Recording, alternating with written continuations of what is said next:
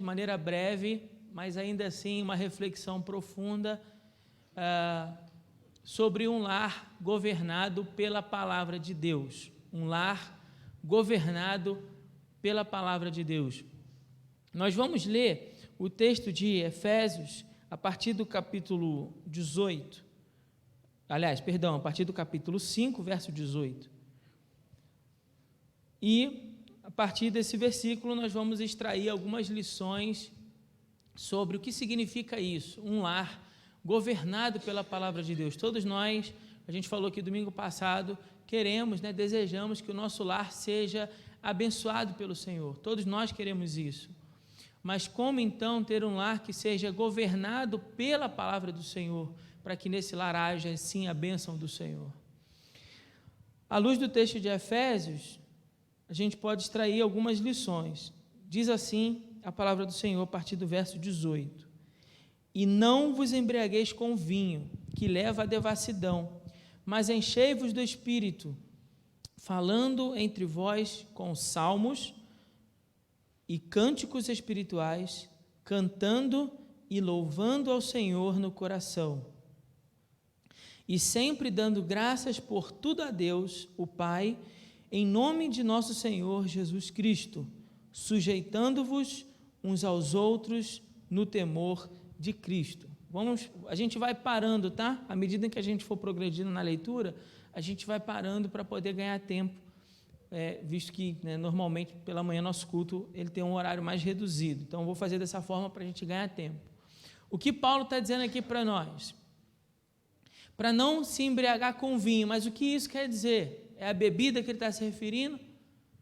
Não necessariamente, ele está falando de ser cheio daquilo que me rouba os sentidos, de me encher daquilo que me tira a consciência e o controle das minhas vontades, aquilo que me faz agir de modo a não observar o que eu deveria fazer. Então eu me descontrolo, por quê? Porque estaria cheio do vinho.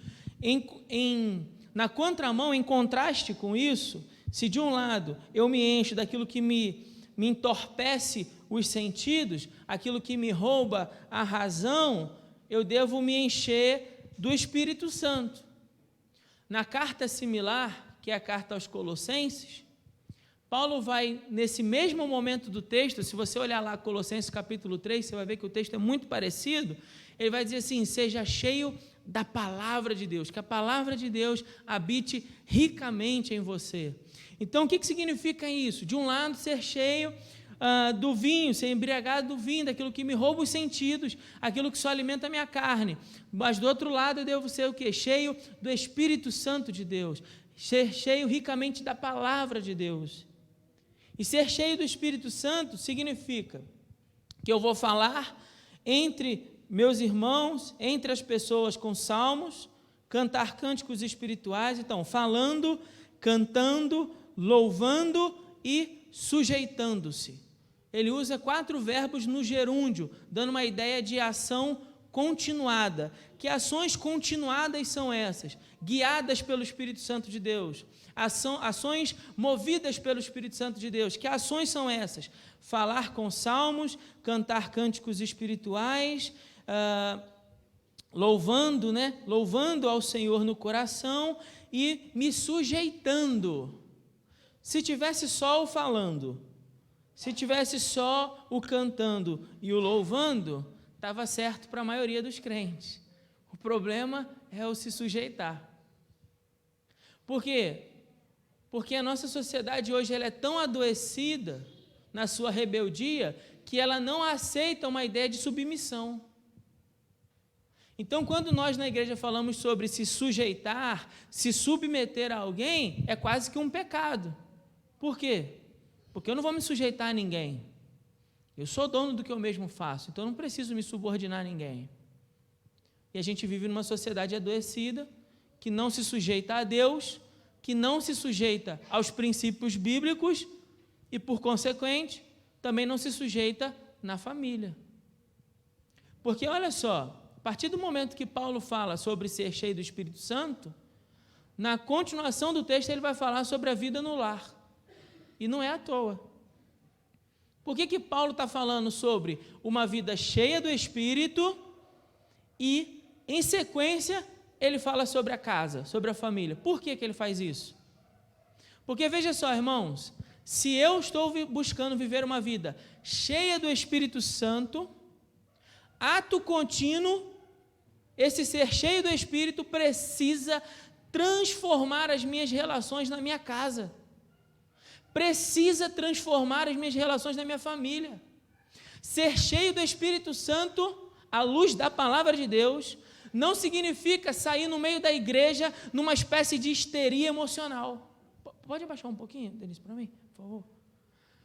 Não significa sair daqui no meio da igreja numa histeria espiritual, rodando, pulando, caindo, subindo nas colunas da igreja. Não, Paulo vai falar assim, olha, você é cheio do Espírito Santo? Sou. Você está buscando ser cheio do Espírito Santo? Estou. Então, o que vai acontecer como resultado disso?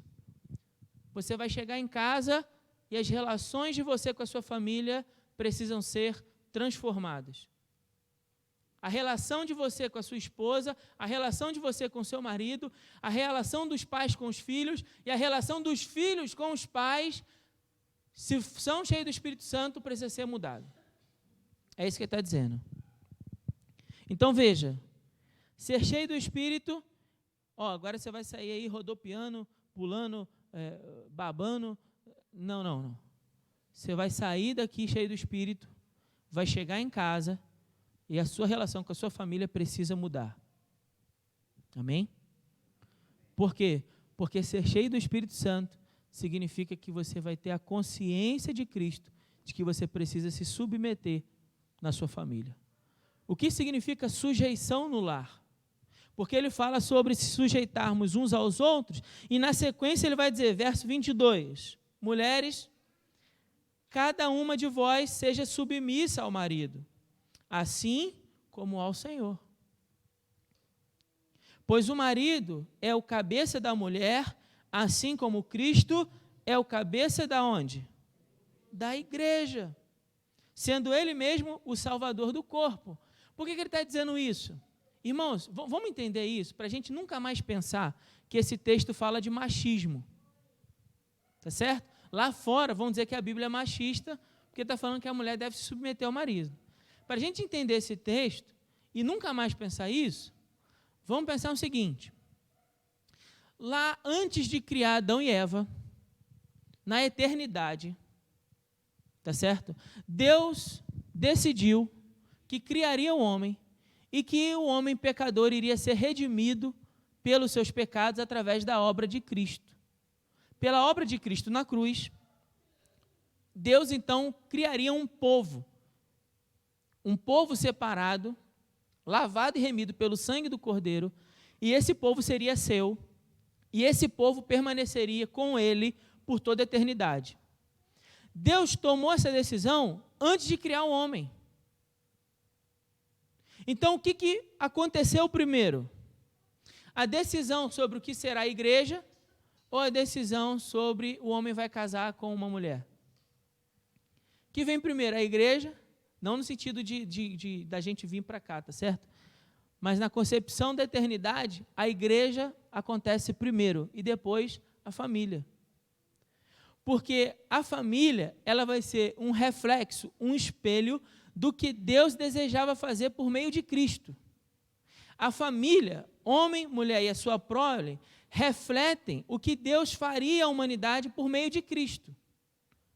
Começaria um povo, uma família. Por isso que a analogia bíblica mais pertinente para a igreja é que a igreja é uma família. Temos um pai e nos chamamos de irmãos. E somos irmãos não da carne, mas do sangue de Cristo. Certo? Então a igreja é uma família. Quando Deus, então, decide criar um homem, ele sabe que o homem vai pecar, sim ou não? Ele sabe. Mas ele toma a decisão de redimir o homem por meio de Cristo. Quando esse homem for redimido por meio de Cristo, Deus irá separar para si um povo, do qual Cristo será o cabeça. E a igreja vai ser o quê? Vai ser a mãe. Então a igreja, nessa representação, nessa analogia, é a mulher. É a mulher que gere o quê? filhos. Filhos espirituais. E esses filhos espirituais, que são os filhos da igreja, são as pessoas que se convertem ao evangelho, esses filhos precisam ser o quê? Educados, cuidados e nutridos para que eles possam crescer saudáveis e amanhã eles deem outros filhos. Então veja, a analogia da família é uma analogia bíblica que representa a glória de Cristo e ela é refletida onde? Na igreja. Na igreja. Quando um casal se junta, quando um homem se junta com uma mulher para começar uma família, eles estão tomando essa decisão e, em primeiro lugar, essa decisão deveria ser movida, o quê? Pela manifestação da glória de Deus. Por quê? Porque a família é um reflexo, é um espelho da glória de Deus em Cristo Jesus. Deu para entender isso? Ou mais ou menos? Pode coçar a nuca, se não deu para entender. O que acontece na sua casa, quando você decidiu casar com a sua esposa e aí formar a sua família, é um reflexo do que Deus está fazendo em Cristo Jesus por meio da sua igreja. Por isso que ele está dizendo aqui no texto que o marido deve amar a sua esposa, no verso 25, assim como Cristo amou a igreja. Porque o marido, o pai dessa família, é uma representação de Cristo, de como Cristo deve amar, como Cristo ama, a sua igreja. Então o marido deve amar a sua esposa. E como a igreja deve se submeter a Cristo? Assim como a mulher deve se submeter ao marido. Porque quando a mulher, então, ela é submissa ao marido, ela está agindo como a igreja deve agir em relação a Cristo. E dessa maneira ela está espelhando o quê? A glória de Deus. A obra redentora da salvação em Cristo Jesus.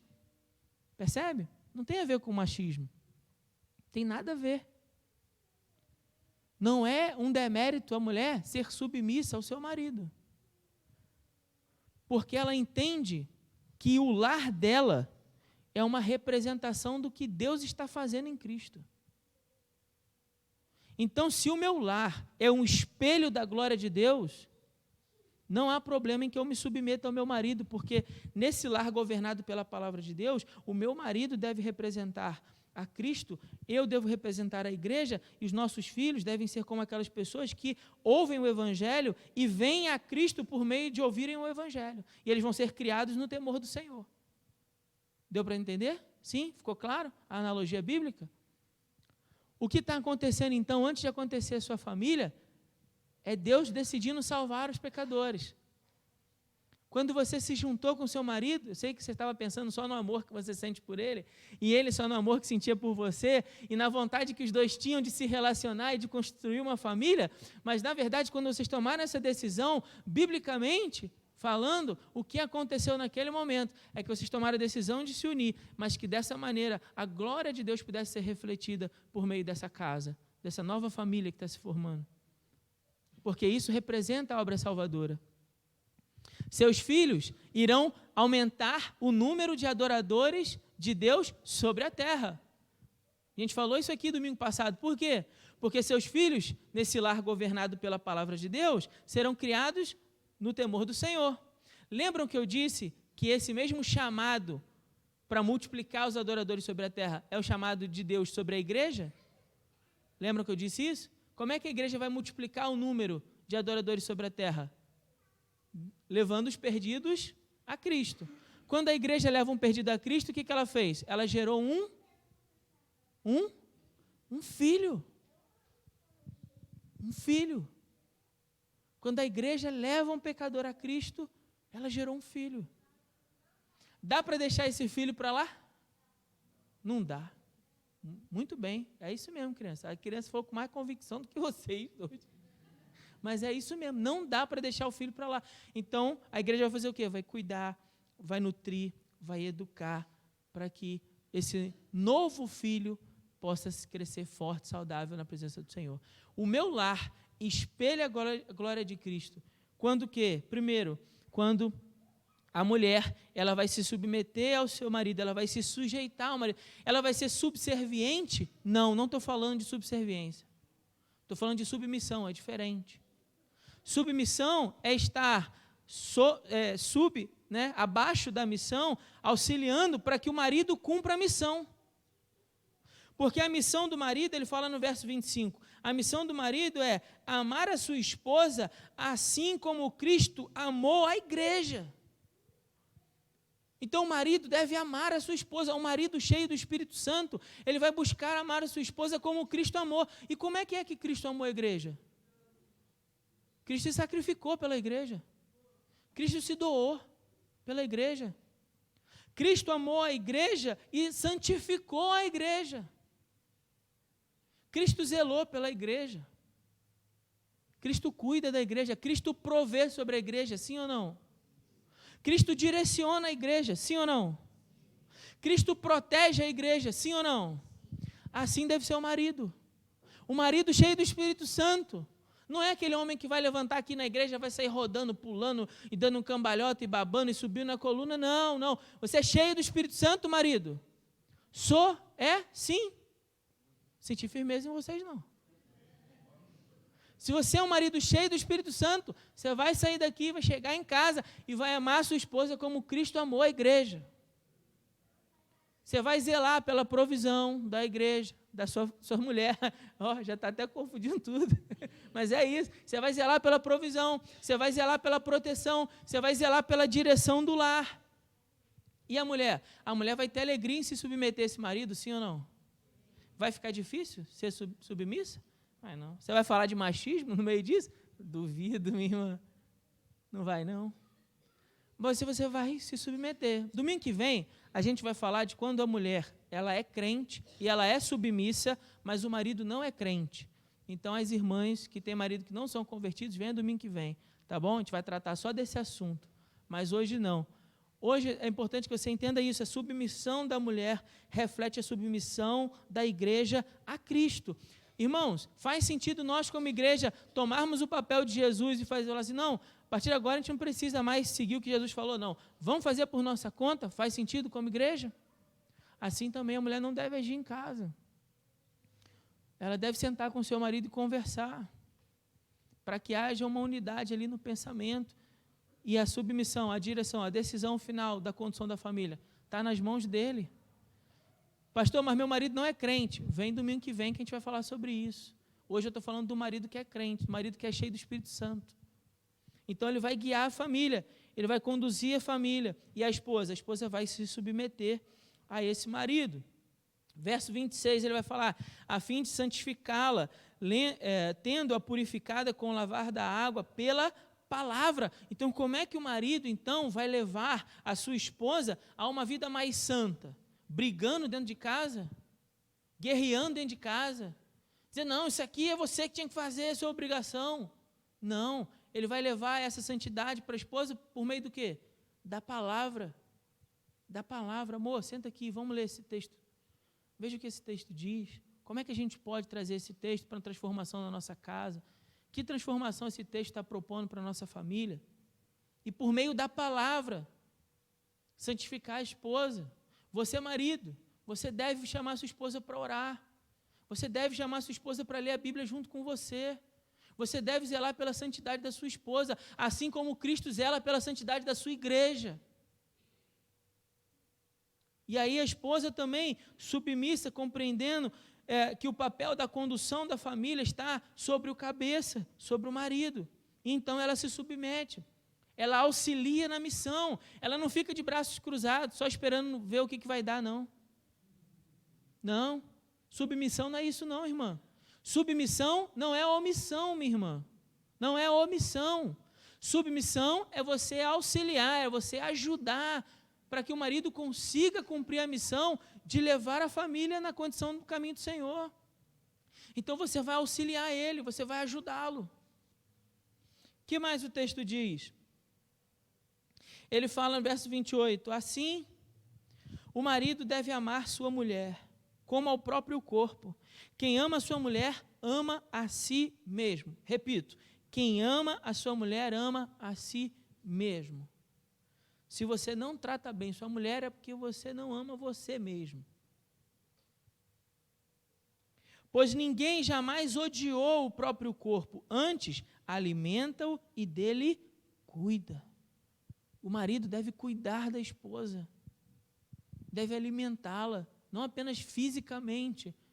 Eu já fiz as compras, eu já provi o alimento para casa, as contas estão em dia, então eu já quitei a minha obrigação. Nada disso. O marido cheio do Espírito Santo vai alimentá-la. E o homem não vive só de pão, vive? Ele vai alimentá-la. Ele vai nutrir também sua necessidade o quê? Emocional. Ele vai dizer que a ama. Amor, essa comida ficou maravilhosa. Nossa, obrigado por você ter feito essa comida hoje. Nossa, estava querendo comer esse negócio. Nossa, muito obrigado. Não, amor, chegou em casa, a casa está limpa. Nossa, amor, poxa, obrigado. Poder chegar em casa, a casa está arrumada, está limpa, está cheirosa, ficou bom. Deve ter dado um trabalhão, né, amor? Mas, poxa, obrigado por você cuidar da gente. Só que aí o marido não é gentil. Ele não se preocupa em alimentá-la nas suas emoções. Ele não se preocupa. Ele diz, não, isso aí é obrigação dela. Já fui lá, trabalho, já encarei chefe chato por 9 horas, e agora tem que chegar em casa e tem que arrumar junto. Não são os dois uma só carne? Então são os dois numa só casa. São os dois numa só casa. Então é claro que a casa também é obrigação sua, marido, tem dúvida disso? Assim como são os dois uma só conta bancária, não são os dois uma só carne? Então são os dois também uma só conta bancária. Aí vivem em confusão, brigando, porque não, eu pago isso, você paga aquilo. Não, olha, é uma só provisão sobre a nossa família, então vamos sentar aqui, vamos conversar. Como é que a gente vai fazer? Vamos definir aqui o que a gente vai fazer, quais são nossas prioridades para casa, para o lar, para a família, para as crianças, para que a gente possa andar em comum acordo. Olha, vamos dividir, eu sei que você está cansado, eu também estou cansado, mas vamos dividir aqui as tarefas para a gente conseguir manter a casa sempre arrumada e limpa. E a comida feita. Dá uma folguinha para ela também de vez em quando, vai para a cozinha cozinhar. Não sei cozinhar não, pastor, então vai na padaria lá e compra o frango assado, mas dá uma folga para a mulher também. Zela por ela, para alimentar ela, não só fisicamente, mas nas suas emoções, nas suas necessidades emocionais, nas suas carências. Você nunca diz que ela está bonita, nunca diz que ela está cheirosa. Ela cortou o cabelo, você nunca reparou que ela cortou o cabelo, não falou, amor, ficou tão bom. Às vezes nem ficou muito bom assim. Né? Aí você vai falar, amor, mas que bom que você gostou, que bom que você gostou, né? E tal, falar, você está cheirosa. Aí, a gente tem criança aqui dentro, não dá para ser tão explícito, né? Aí você vai conseguir também alimentar, entendeu? Sim, que não dá, tem muita criança aqui hoje. Mas você já entendeu o que eu quero dizer. E aí ela também vai ficar plenamente satisfeita. E você também plenamente satisfeito. Entende? Porque hoje, irmãos, a gente está rindo, brincando, mas os maridos estão distantes das esposas no sentido de alimentá-la. Nesse sentido também. E as esposas distantes do marido também. Hoje eu estou com dor de cabeça. Hoje eu estou estressada. Hoje eu trabalhei demais. Hoje eu trabalhei de menos. Hoje os filhos irritou. Hoje o meu neto irritou. Hoje não sei quem irritou. Aí você não se alimentam. Parte importante do casamento, a relação conjugal ali do casal, a relação sexual do casal. O que mais? Verso 29. Pois ninguém jamais odiou o próprio corpo, antes o alimenta e cuida dele. Assim também Cristo em relação à igreja, porque somos membros do seu corpo. Por isso o homem deixa pai e mãe. Olha só, por que ele fala que o homem deixa pai e mãe para se unir à sua mulher? Porque ele acabou de falar da igreja. Assim como Cristo em relação à igreja, verso 31. Por isso o homem deixa pai e mãe e se unirá à sua mulher, e os dois serão uma só carne, como eu disse aqui, uma só casa, uma só conta bancária, uma só comida. Então os dois vão ajudar, vão compartilhar disso. E não há um rancor, um receio de fazer isso. Há uma alegria em se sujeitar nesse sentido. Por quê? Porque ambos estão cheios de quem? Do Espírito Santo. Agora, se você quer descrever junto comigo um lar onde os dois estão cheios do egoísmo, estão cheios da avareza, estão cheios de um sentimento, de um desejo próprio de só satisfazerem as próprias necessidades, realmente, eles nunca vão ter alegria de se submeterem um ao outro. Isso não vai existir. Agora, se a gente está falando de um lar, como eu propus aqui, um olhar para um padrão bíblico, e a régua é lá em cima, certo? A régua é lá em cima, porque é um padrão bíblico. E aí, para alcançar esse padrão bíblico, precisamos ser cheios do Espírito Santo, para que o nosso lar seja governado pela palavra. Não vai haver problema na submissão dela, de respeitar e reconhecer seu marido como o líder da casa, e dele também de zelar por ela com todo o amor que Cristo zela pela sua igreja. Não vai haver problema nisso. Um versículo muito conhecido dos irmãos é Colossenses 3:23. Tudo aquilo que fizer, fazei o quê? De todo, como se fizesses, e não aos... Qual é o contexto desse versículo? Se você for olhar lá, no capítulo 3 de Colossenses, que eu comecei dizendo que é uma carta paralela, similar a Efésios, você vai ver que o contexto que ele está falando essas palavras é a família. Ele acabou de dizer a mesma coisa que ele disse aqui. Quer ver isso? Vamos ver juntos? Marca aí eu de algum jeito o texto de Efésios, porque eu ainda vou terminar aqui, já estou terminando, mas vamos ler lá Colossenses 3, só para você entender melhor isso. Colossenses 3, a partir do 16. A palavra de Cristo habite ricamente em vós, assim como ele falou do Espírito, né?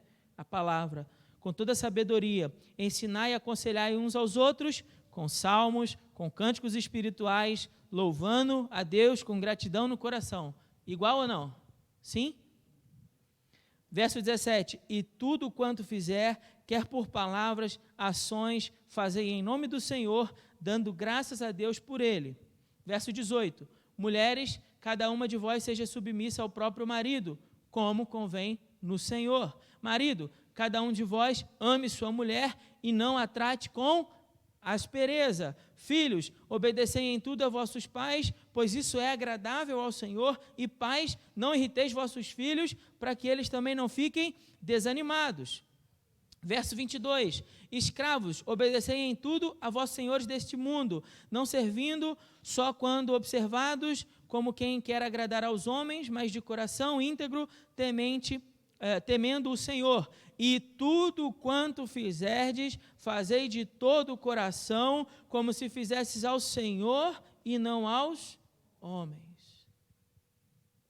Que serviço é esse que eu faço como se fizesse ao Senhor e não aos homens?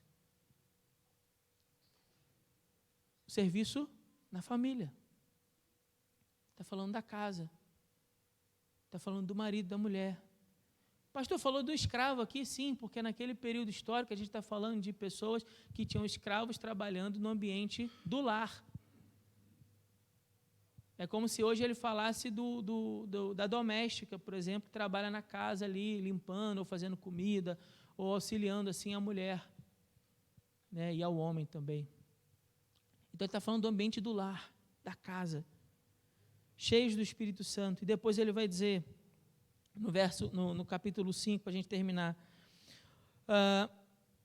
por isso o homem deixará seu pai e sua mãe, se unirá à sua mulher, os dois serão uma só carne. Esse mistério é grande, mas eu me refiro a Cristo e a igreja. Cristo e a igreja, o homem e a mulher. Entretanto, também cada um de vós ame sua mulher, como a si mesmo, e a mulher respeite o marido.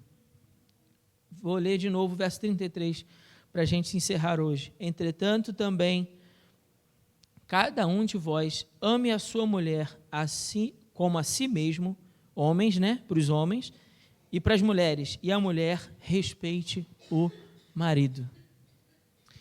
A gente vai falar dos filhos e da relação dos pais com os filhos no nosso último domingo desse mês. Porque domingo que vem eu quero falar só das mulheres em relação a maridos não crentes. Porque tem a ver ainda com essa relação do casal. Mas o que eu gostaria muito que tivesse ficado hoje claro aqui, para nós entendermos, à luz da palavra, é um lar que é governado pela palavra de Deus, um lar que é governado pelo Espírito Santo de Deus, vai ser um lar cujo marido e a esposa estão cheios do Espírito Santo, e que porque estão cheios do Espírito Santo, eles celebram os papéis do casamento com alegria. Eles celebram os papéis do casamento com alegria. Então a mulher não tem ressentimento de se sujeitar ao marido, e o marido não tem ressentimento de se sujeitar à sua esposa. Eles celebram o casamento com alegria, os papéis com alegria, porque eles sabem que o seu lar reflete a glória de quem? De Deus. Um lar governado pela palavra de Deus reflete a glória de Deus. Ele espelha, ele é um espelho do que Cristo fez pela igreja. Então ambos têm prazer, têm satisfação em fazer isso. Eles têm regozijo de fazer isso, porque eles sabem que ao fazer isso não estão apenas servindo um ao outro, como quem serve aos homens, mas como quem serve a Deus. Amém? Que Deus nos abençoe, que o nosso lar, nossa casa, possa ser realmente guiado, conduzido pela palavra do Senhor. Vou chamar aqui à frente os nossos irmãos diáconos para a ministração da ceia do Senhor.